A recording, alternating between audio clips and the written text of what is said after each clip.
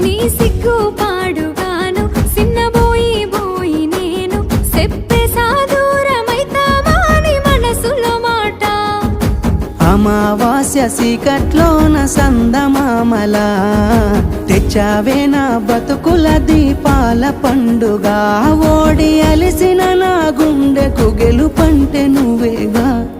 ఆ సంబూరాన్నే రాయబోతే పల్లవి, మన సంతోషాలే రాసెనే చరణాలవి. నీకు కన్నీళ్ళెందుకే ఓ పిల్ల పల్లవి, ఈ లచ్చు అయ్య గుండెలు పిరున్నది.